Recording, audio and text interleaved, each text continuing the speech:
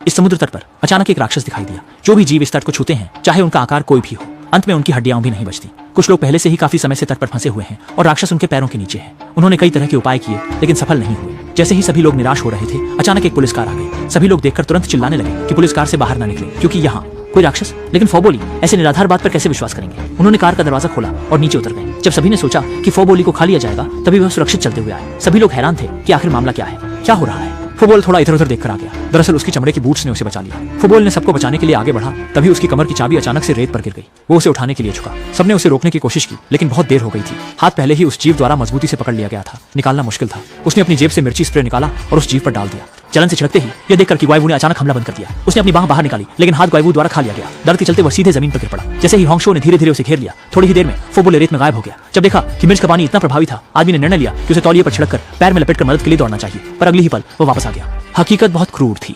आदमी गलती से सीढ़ियों से गिर गया और सीधे रेत पर पड़ गया। कई टेंटकल्स ने उसके पूरे शरीर को लपेट लिया। उसके बाद उसके दर्दनाक चीखें गूंजने लगी और दोस्त यह देखकर भी कुछ नहीं कर सके, बस आदमी को देख सकते थे। खूबसूरत भोजन में बदल गया। महिला ने देखा तो बैठी नहीं रही। उसने सीढ़ियों की रेलिंग को खोलकर जमीन पर रख दिया और सावधानी से दूसरी तरफ चल दी। अचानक एक साथी का पैर फिसला और वह सीधा नीचे गिर गया और पल भर में रेत में गायब हो गया। वाकई में मुसीबत अकेले नहीं आती। तभी राक्षस ने भी लोगों की गंध सूंघ ली और अनगिनत स्पर्श उसे घेरने लगे, लेकिन उसे पता नहीं था। थोड़ी देर में ही एक जोरदार झटका लगा और दाजुआंग को स्थिति की गंभीरता का एहसास हुआ। दरअसल खाए गए लोगों की संख्या बढ़ती गई। राक्षस लोहे की बाल्टी के चारों ओर हिलने लगा। कुछ विशाल प्रारंभिक जीव लोहे की बाल्टी से निकल आए, भीड़ को लपेट लिया और सीधे रेत में खींच लिया। ऐसे ही खींचते खींचते रात हो गई। तीनों ने किसी तरह पुलिस की गाड़ी में लौटने का तरीका निकाला। जैसे ही वे थोड़ा आराम करना चाहते थे, तभी फिर से जमीन हिलने लगी और एक चमकदार विशालकाय स्पर्शक ने उन्हें रोक दिया। महिला ने बिना कुछ सोचे पास की गैसोलीन की बाल्टी उठाई और सब कुछ जमीन पर डाल दिया और आग लगा दी। जीव संघर्ष करता रहा और उन तीनों को खाने की कोशिश करता रहा, लेकिन आखिरकार वह धीरे धीरे रेत में गायब हो गया।